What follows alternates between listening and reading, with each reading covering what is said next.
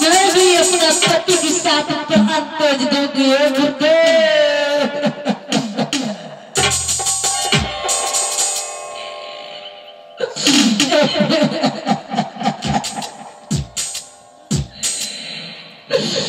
बना के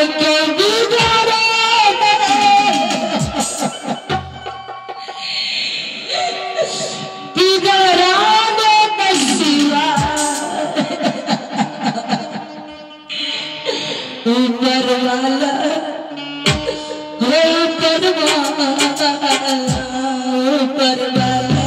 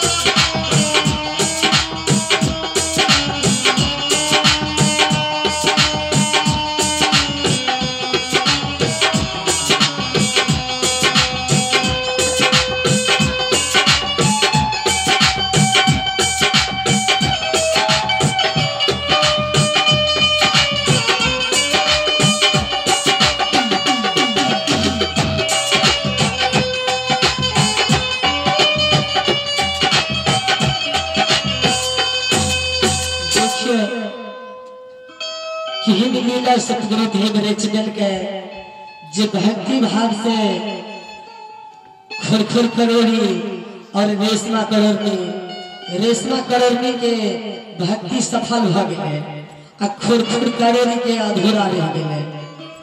ते रेशमा करोड़ी के साथे साथे और खुरखुर करोड़ी राजा रूप में थे और रेशमा करोड़ी रानी रूप में थे। प्रेम से बाजू सतगुरु देव स्वामी की आज दोनों परानी साथे चल गए दुनिया से साथे चल गए साथे नजर छोड़ दलखिन साथे देश छोड़ देलके। अच्छा ठीक छे अब एकरा और का चले चलबो अपना का जरा दे अपना का मैं बाप भेलिए ना भेलिए नहीं अपना तो सब के जलावे परबे ए गांव बस्ती में या तो चले चलू बढ़िया जाए तो उनका जरा देबे जरा तो बचेलिया रहना नहीं देश बिराना है माता धोनी देश के गुरु ने छे एक दिन देश के छोड़ के सबके जाते थे। रहना नहीं देश बिराना है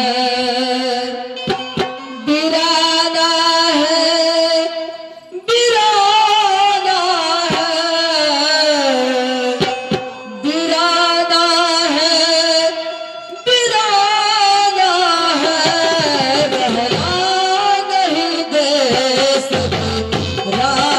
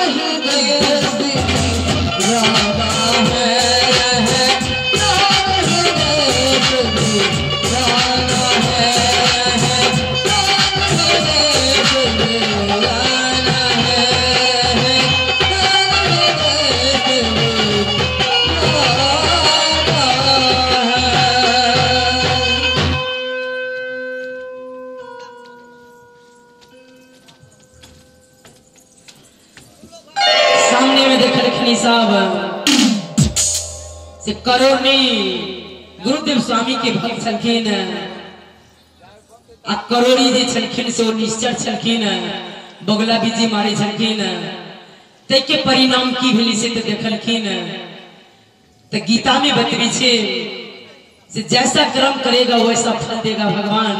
यह है गीता का ज्ञान।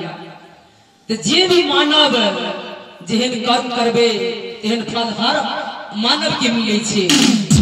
तो हिनका सर के बीच हम एक निर्गुण भजन से सेवा करे छे।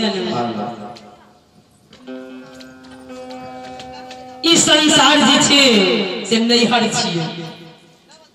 आई संसार नैहर छिए।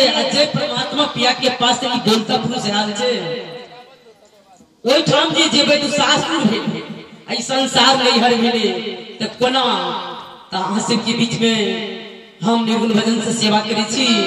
यदि हमरा अहाँ के ऐ शरीर में ऐ शरीर के जैना परमात्मा प्रभु के अनेक प्रकार के नाम छे।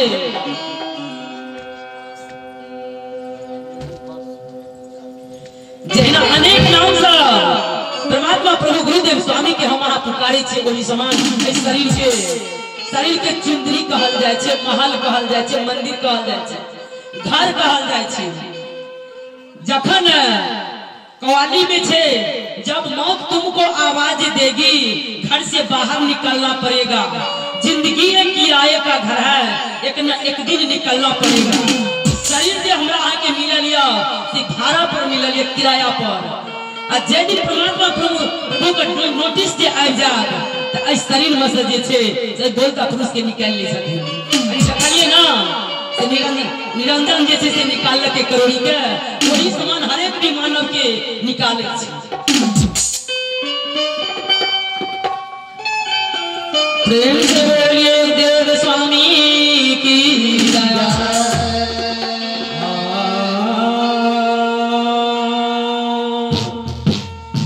लकड़ी जल का कोयला भया, लकड़ी जल का कोयला भया, कोयला जल के